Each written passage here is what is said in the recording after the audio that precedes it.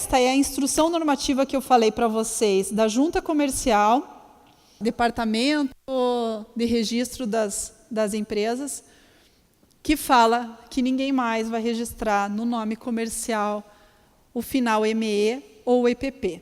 Tá bom? Ver os editais aí, porque a parte da Junta Comercial, em princípio, perdeu a sua razão de ser, a não ser que seja para verificar se está bonitinho o registro na Junta Comercial quanto ao contrato social, alteração de sócios. Aí eu estou falando outros objetivos que não para o enquadramento, ok? Esse é o acórdão que eu falei para vocês, que no edital vocês vão definir a forma como vocês vão ver a forma de comprovação do enquadramento da microempresa ou empresa de pequeno porte. Cabe à administração. Então, se cabe à administração, vocês podem pensar naquele universo que a gente conversou anteriormente. Pede a declaração, consulta no CIAF, consulta no portal de informação para todos, consulta no seu próprio sistema financeiro. Veja se vocês conseguem a parceria com a Receita Federal para fins de verificar o enquadramento dessas micro e pequenas empresas e as receitas auferidas nos anos anteriores. Essa decisão do tribunal, são duas decisões, elas deixam bem claro.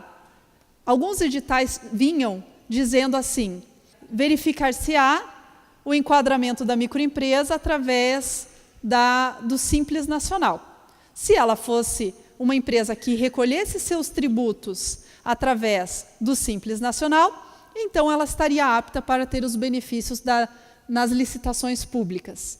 E o tribunal entendeu que, olha, o regime tributário que você adota, ele é facultativo.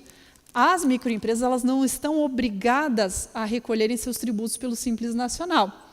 Eu digo mais, eu que sou advogada, quando eu fui olhar a alíquota para o profissional liberal na área de consultoria, não vale a pena. Então, eu posso não querer recolher pelo Simples Nacional, conforme a alíquota.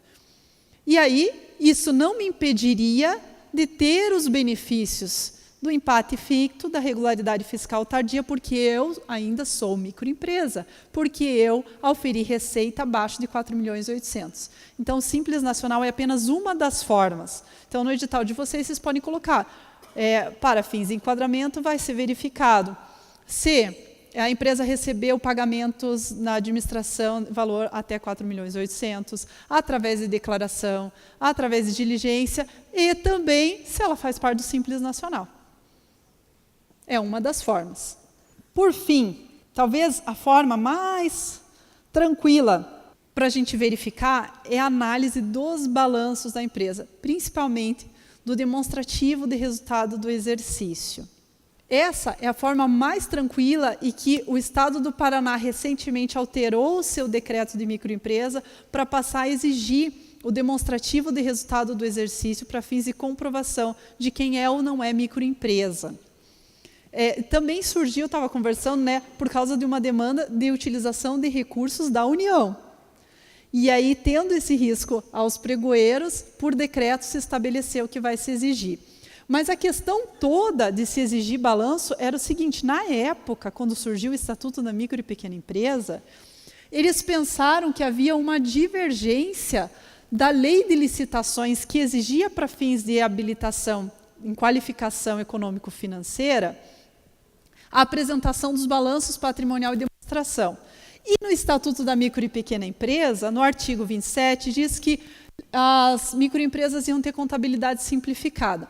Logo, todo mundo veio falando, então não pode exigir, se ela não tem contabilidade, não pode exigir. Hoje a gente sabe que microempreendedor individual não precisa nem ter contabilidade, ele pode até ter os registros de quanto que ele auferiu a receita, num caderninho ele pode ter.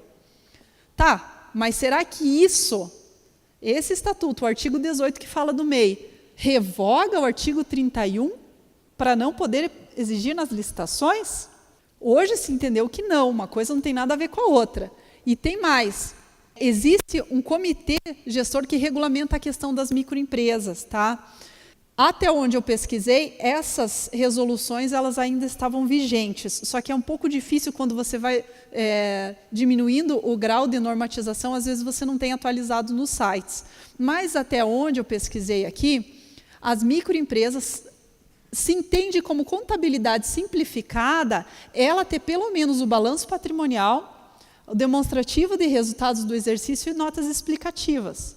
Se elas têm que ter demonstrativo de resultado e você na licitação pode pedir balanço patrimonial, você pode pedir dela então o demonstrativo de resultado.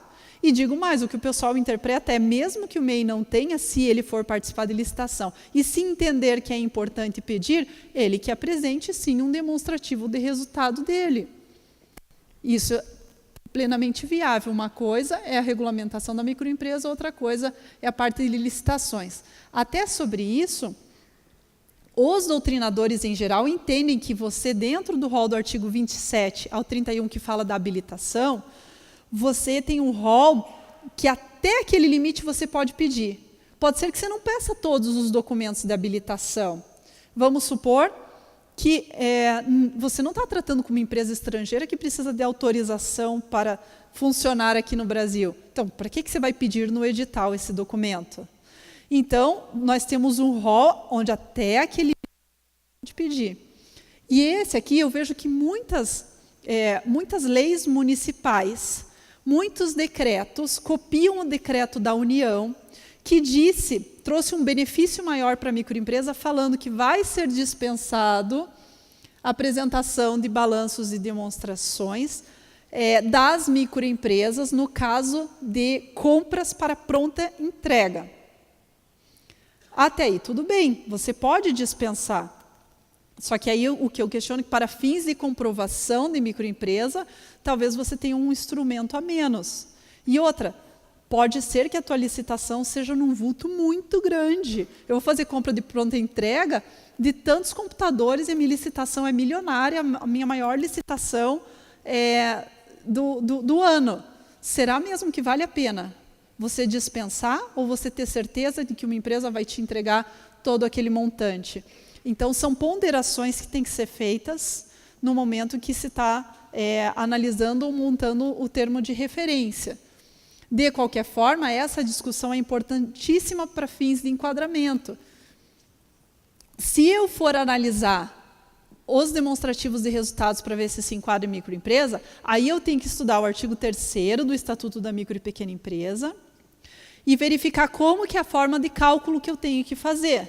Então, eu tenho que pegar no demonstrativo de resultados e ver as receitas auferidas no ano anterior e ver quanto que deu. Só que tem algumas receitas que eu tenho que excluir, outras que eu tenho que incluir, e ainda, esse aqui é interessante, se eu exporto o produto, eu tenho a vantagem de que eu posso ter o dobro. Eu tenho que somar, então eu posso ter aqui 9 milhões e 600 de receitas para o mercado interno e receitas para o mercado externo, que eu ainda estarei dentro. E o TCU ainda fala, só que você tem que considerar só as atividades, as receitas que vierem de atividades daquela atividade que ela declarou no Cadastro Nacional de Atividade Econômica, no CNAE, receitas operacionais. Eu trouxe aqui para vocês um exemplo, o decreto do Estado do Paraná está exigindo isso para fins de comprovação do enquadramento, já é uma inovação. Nas licitações exclusivas só pode participar a microempresa. Então, talvez essa comprovação tenha que ser feita no credenciamento, veja que não é nem na habilitação. É licitação exclusiva, só participa a microempresa? Então, no credenciamento, você me traz os documentos da empresa, o documento que mostra que você passou poderes para o representante e me demonstra que você é microempresa através do teu demonstrativo de resultado. Esse é um exemplo de demonstrativo de resultado, em que a gente vai olhar aqui, as receitas auferidas aqui, operacional, R$80 mil. Então, é menos que 4 milhões e 800, ela faz parte. Pode fazer parte, então, da minha licitação exclusiva. O que é importante também? O pessoal sempre me procura, assim, a gente troca uma ideia de situações na sessão de julgamento, onde aparece 2 empresas sendo representadas por um mesmo representante, sendo representadas uma pelo pai e a outra pelo filho, ou irmãos, ou pessoas que vocês sabem que são da mesma família. Gente, aí eu trago para vocês esse artigo 3º, parágrafo 4º, que tem que estar na ponta da língua. Não recebe tratamento diferenciado, independente da receita, as empresas que estão relacionadas nesse parágrafo 4º. O capital social é formado por outra pessoa jurídica, essa empresa não pode receber o tratamento diferenciado nem nas ações. Também, se a filial de uma empresa estrangeira não recebe tratamento diferenciado, afinal, o objetivo é desenvolver aqui o país, não desenvolver lá fora. Isso aqui é importante, ó. Se o sócio já tem outra empresa que usa esse benefício, e aí aquelas empresas familiares que a gente vê, vocês têm que fazer a análise bem certinha. Porque aí, somados, tem a forma de cálculo lá na lei. Somados não pode chegar a 4.800.000. Ele não vai ter o benefício se ele já for sócio de outra empresa que tenha isso. Ou mesma coisa, que tenha mais de 10% do capital de uma empresa de médio ou grande porte, ou seja, administrador de outra empresa. Eu vou pedir para vocês se aprofundarem nesse artigo 3º, parágrafo 4º da legislação, para fins de verificação do enquadramento. Instituições financeiras. Gente, instituições financeiras e de seguros, quando vocês contratam seguros para a frota de veículos do município. O objeto, seguros, e a regulamentação do setor leva isso aqui, ó, ao artigo 3º, parágrafo 4º.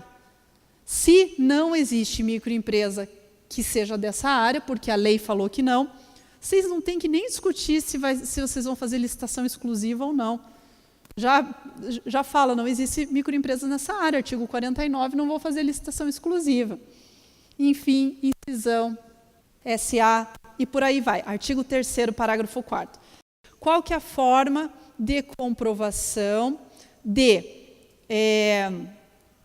cooperativas, microempreendedor individual? Só lembrando, se eu conseguir mapear no meu município as microempresas que existem, se eu verifico que aquele objeto eu tenho vários microempreendedores individuais, lá no meu documento de habilitação jurídica, eu tenho que pedir a declaração no site, é o certificado de cadastro do MEI. E eu não vejo isso nos editais, é o CCMEI. Se eu estou tratando da área alimentar e vai participar agricultor familiar, que é cadastrado ao PRONAF, inclusive comunidades quilombolas, os faxinais, os ilheiros do Paraná, eu vou ter que pedir a declaração de aptidão ao PRONAF. E aí vamos falar agora um pouco então sobre o Estatuto. Ok. Lei 123 de 2006, houve alteração dela pela Lei Complementar 147, que passou a tornar obrigatória a realização de licitações que a gente chama de diferenciadas, porque elas são licitações só que voltadas só para microempresa, ou empresa de pequeno porte, ou quando ela faz aquela cota para microempresa. Quando veio essas alterações, começaram a surgir questionamentos se realmente os municípios eram obrigados a fazer e como que fica a aplicação desse estatuto no meu município. Aí eu trouxe aqui para vocês algumas questões que surgiram desde 2015, final de 2014, sobre esse estatuto. O pessoal pergunta, sou do Poder Judiciário, eu tenho que realizar essa política desenvolvimentista? O que vocês acham? Essa legislação se aplica a todos os poderes, poder legislativo, poder executivo, poder judiciário? Sim. Tribunal de Contas, também tem que fazer licitação exclusiva, se for o caso? Ministério Público. Eu já vou entrar na segunda aqui. E a empresa pública, se aplica ou não? Não entendi. Sim ou não? Sim. Então, vamos agora explicar o porquê sim para todas essas perguntas, tá? No artigo 1º do Estatuto da Micro e Pequena Empresa, ele trata o regramento do tratamento diferenciado no âmbito dos poderes. E por causa desse termo, âmbito dos poderes, se entende que essa regulamentação vai para Poder Executivo, Legislativo, Judiciário, e inclusive o Tribunal de Contas, que está lá na Constituição, inclusive o Ministério Público nas suas licitações. Ponto. Havia uma discussão em relação à administração indireta principalmente empresas públicas. E essa discussão ela caiu por terra com a Lei Complementar 147, que deixou claro que é para toda a administração, e principalmente por causa do Estatuto das Estatais, a Lei 13.303. Agora eu só não lembro o ano da legislação. E tem um artigo expressamente diz que se aplica para as estatais nas suas contratações os artigos 42 a 49 do Estatuto da Micro e Pequena Empresa. Então, lembre que... Tem alguém de estatais aqui? Vocês já vão aplicar, a partir de junho, ou já estão aplicando a nova regra para a contratação? Junho? Ou já estão? Junho, né? Que é toda uma forma nova de fazer licitação. Para vocês, interessa saber que tem um processo de consulta tramitando no tribunal, com várias questões sobre a interpretação desta nova lei das estatais. E vai ser julgado, eu acho que nos próximos meses, pelo Tribunal Pleno. E uma das perguntas que tem lá é se aplica subsidiariamente a Lei 8666 à lei das estatais. E esse já deu debate internamente, né? Instrução, o pessoal da parte técnica já deu um opinativo, o Ministério Público deu outro, e eu não sei como é que vai ficar o voto e as discussões. Assim que sair o resultado dessa decisão, ela vai ter efeito normativo para todos os jurisdicionados do tribunal, então vale a pena acompanhar esse processo. Até porque nós vamos lançar junto com a escola e o pessoal de jurisprudência, que está aqui o Luciano, que a equipe dele faz um trabalho fantástico. Não é um curso dos 100 acórdãos mais importantes do Tribunal de Contas. Já vai ser em junho. Acho que nós estamos vendo se vai ser em Cascavel ou no Oeste, depois a gente vai replicar. Mas que a gente vai trazer principalmente esses acórdãos do tribunal que têm efeito normativo e que são da área de licitações e contratos. E a gente puxou todos que têm efeito normativo e deram exatamente 100 acórdãos que todo mundo tem que seguir e observar. Então, vai ser um curso bem interessante e importante para quem está participando na área de licitações. Pois bem, aí eu pergunto para os senhores, em todas as licitações do meu município, eu preciso aplicar o Estatuto da Micro e Pequena Empresa? Sim ou não? Não? E a regularidade fiscal tardia? Eu não aplico em quase todas? Todas? A questão, gente, aqui é o seguinte: em toda e qualquer licitação, vai chegar em um momento em que você vai ter que se deparar sobre qual dos artigos do Estatuto você vai aplicar. Então, a resposta genérica é sim, é obrigatória a aplicação. Inclusive, tem decisão do Tribunal de Contas, na época que saiu o Estatuto, o acórdão, acho que é de 2008, que estudou sobre a aplicabilidade e decidiu que a aplicabilidade do Estatuto é imediata. Agora, como você vai operar para fazer a licitação diferenciada ou não, é uma fase da sua licitação, onde você vai verificar como você vai aplicar. Mas ele tem vigência e aplicação imediata. Inclusive porque a maioria dos doutrinadores, quando estuda os benefícios da microempresa, principalmente a preferência em casos de empate ficto e regularidade fiscal tardia, interpretam que esses dois benefícios são direitos subjetivos da empresa, que eles devem ser aplicados independente de ter previsão ou não no edital. Então, sim, todas as licitações do município, em algum momento, você vai ter que se deparar para ver como que você vai aplicar o Estatuto da Micro e Pequena Empresa. E eu preciso ter uma lei municipal para aplicar o Estatuto da Micro e Pequena Empresa? Nesse momento, eu estou perguntando para vocês se eu preciso ter lei municipal para aplicar os artigos 42 a 49, que trata desde o empate ficto, da regularidade fiscal tardia, até a licitação diferenciada. Nesse contexto, eu preciso ter uma lei municipal para eu aplicar o Estatuto da Micro e Pequena Empresa? Em princípio, não. Quando que a lei municipal, ela é necessária.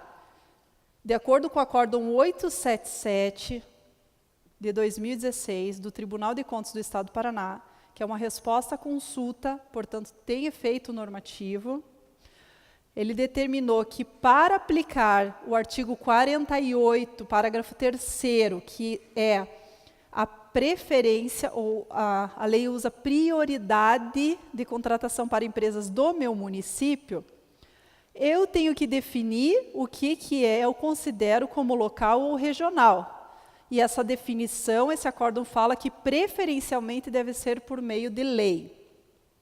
É o único momento que o tribunal fala que preferencialmente deve ser por meio de lei. Mas, na regulamentação antiga, antes da Lei Complementar 147, texto original do Estatuto, ele dizia sim que precisava de norma para você fazer licitação diferenciada, licitação exclusiva ou com cota exclusiva. Isto foi alterado. Alterado no artigo 47, incluíram um parágrafo único para dizer que o município tem que fazer a licitação ou observar as regras para fazer licitações, independente se tiver lei ou não, mas que ele pode trazer um benefício maior para as microempresas. E enquanto ele não tiver esta lei que traga benefícios maiores, ele aplica o estatuto. O pessoal me falou que muitos municípios têm recebido recursos que são oriundos de organismos internacionais de financiamento, como o BID, que é o Banco Mundial, ou o BID.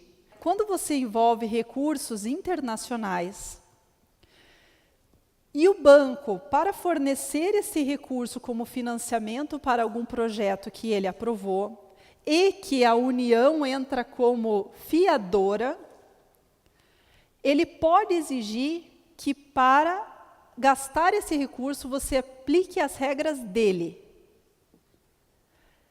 E desde os decretos que recepcionaram os acordos internacionais com esses organismos, eles permitiram que se usem regras de licitação do banco, afastando assim a Lei 8666.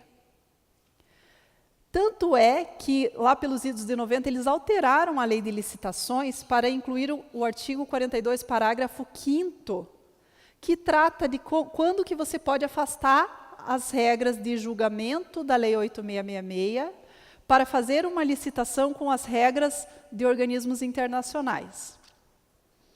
E é bem diferente. A gente teve uma oportunidade de fiscalizar um edital que usou esses organismos. Eles chamam os licitantes de pessoas elegíveis e traz requisitos para os elegíveis poderem contratar, utilizando-se dos recursos. E o banco prioriza muito, todas as regras que eu vi do BID e do BIRD, eles priorizam muito a qualidade do serviço que você está contratando, ou a qualidade do produto. No caso que a gente fiscalizou, era de obras. E aí, as exigências de qualificação técnica do banco eram muito mais rigorosas do que a nossa Lei 8666. E acabava por direcionar ainda mais para empresas grandes ou empresas que fizeram quantitativos de obras muito grandes. Porque além deles pedirem quantitativos quase que a totalidade da tua obra, o que na nossa legislação, ele fala que tem que ser o quantitativo necessário para você escolher o teu fornecedor, e a jurisprudência entendeu isso, que seria até 50% das quantidades que você tem, você pode pedir que ele te comprove como capacidade técnica. Ele ainda faz uma limitação temporal, o que na nossa lei é proibido. Na nossa lei você pergunta para o cara, você alguma vez na vida já vendeu livros? Já está aqui, e mostra a certidão de que vendeu livro para a sua prefeitura. Não importa se ele vendeu livros há 10 anos, 20 anos. Eu só posso fazer uma limitação de que ele tenha vendido livros nos últimos tantos anos se eu demonstrar que realmente é necessário para atender a minha demanda. O que isso às vezes é muito difícil. Então, fez uma vez, mostra que ele sabe fazer. talvez na parte de tecnologia, de informática, na parte que você precisa usar as tecnologias mais modernas, você poderia justificar que ele tem que ter feito isso nos últimos tempos, já que usa uma tecnologia diferente. Senão, não pode. E no banco, a regra do banco nos últimos 5 anos, você tem que ter feito uma obra gigantesca e me mostrar por atestados. Então, ela é, sim, mais rigorosa. Além disso, o que a gente pergunta aqui é que quando você está usando o recurso do banco, você vai ter que usar as regras dele, como é que fica a prioridade ou o fomento às micro e pequenas empresas? Nas diretrizes do banco, do BID, ele já coloca como elegíveis tem que ser empresas que tenham sede ou sejam de países integrantes do BID, que tenham acesso. No caso, como o banco é interamericano, tem que ver os países que fazem parte do banco e ver se as empresas fazem parte desses países. Só que eles têm uma política de tentar buscar o fomento ao desenvolvimento local. Então, sempre de preferência, buscar contratar pessoas que são locais. Com base nessa diretriz, a gente questionou eles num treinamento que eles deram no tribunal sobre a fiscalização que o tribunal faz, as auditorias financeiras, e eles falaram que, em princípio, não violaria as regras do banco você utilizar os benefícios da Lei 123. Mas pediram e deixaram bem claro, se o teu município está usando esse recurso e você pegou lá o editalzinho e está na dúvida se você aplica ou não, qual a modalidade que usa, que eles têm modalidades diferentes, entre em contato, mande um e-mail para o órgão do Estado responsável por te repassar o recurso questionando isso, que alguém do Estado é o preposto responsável por conversar com o banco. E tenha isso documentado, para vocês não correrem o risco de terem a prestação de contas errada, denegada, e depois não conseguir receber a outra parte do recurso. Tranquilo? Todo mundo vai justificar, então, quando estiver usando. Desde que o Estatuto veio à tona, em 2006, ele vem reiteradamente sofrendo alterações através de outras leis complementares. A maioria das alterações, elas ficam lá na parte tributária e principalmente de constituição de novas empresas, foi quando eles criaram o MEI, e aí você cria uma forma do MEI se cadastrar, uma forma do MEI se inscrever nos órgãos, uma forma dessas empresas pagarem tributos, altera a alíquota. Então, a grande maioria das alterações aconteceu nessa seara. Só que, para nós, por que interessa para a gente, em licitações, houve uma grande alteração com a Lei Complementar 147. É interessante falar sobre essas alterações, porque ainda pode acontecer.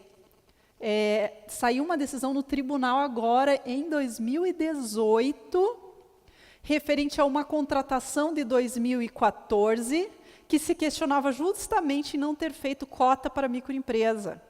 E realmente não foi feito. E o município se defendeu, olha, mas em 2014 ainda não estava vigente.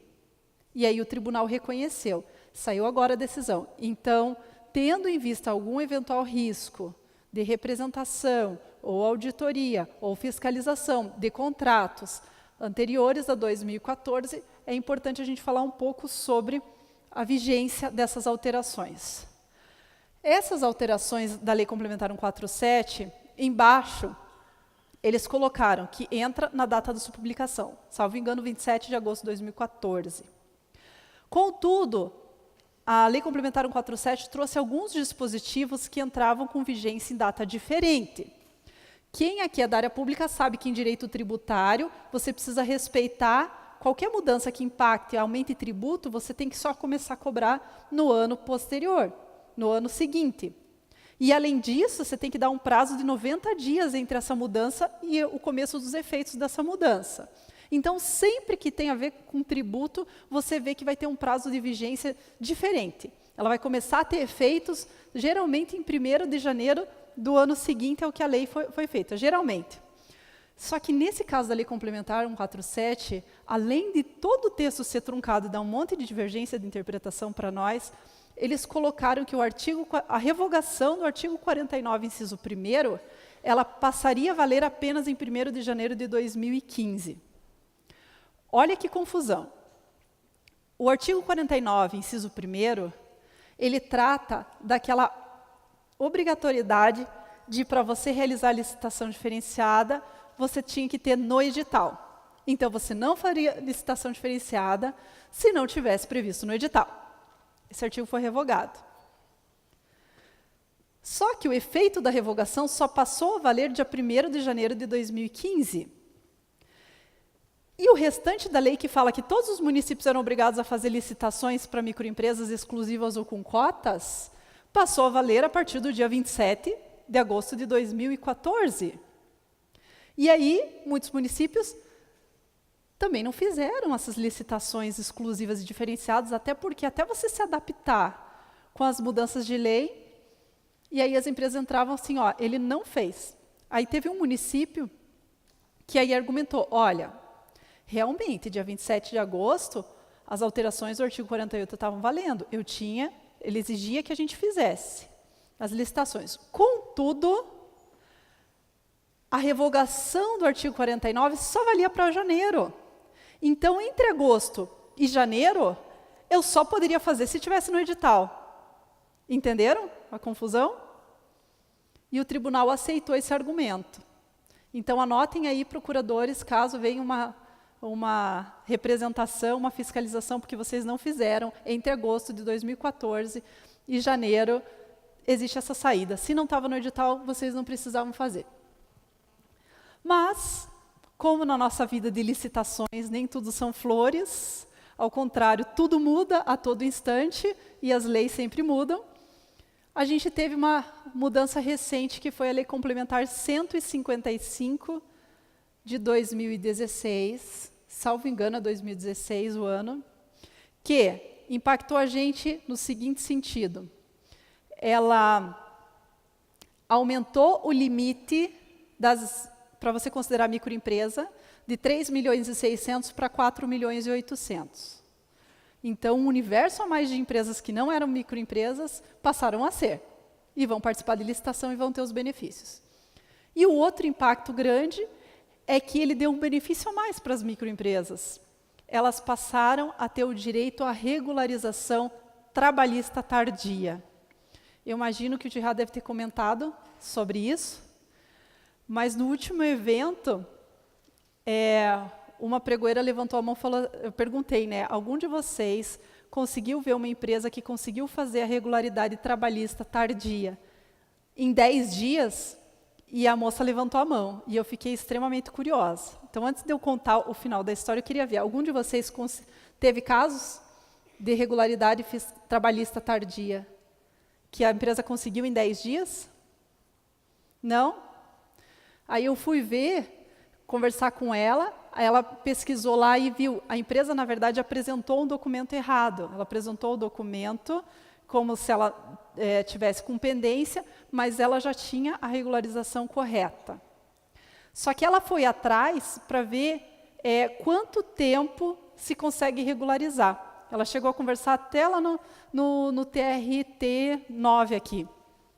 E o pessoal falou, gente, o advogado vai ter que ser muito bom e ficar em cima do juiz o tempo todo, porque você vai fazer o pagamento, peticionar, pedindo que ele de baixo regularize, e aí, para você conseguir que o juiz dê uma decisão homologando, é um caos, eu ia falar, é um parto, que deve durar uns 9 meses, né? Eu não sei como é que está lá. E o pior não é isso, é quando ele dá, ainda tem que dar baixa no sistema para a certidão liberatória.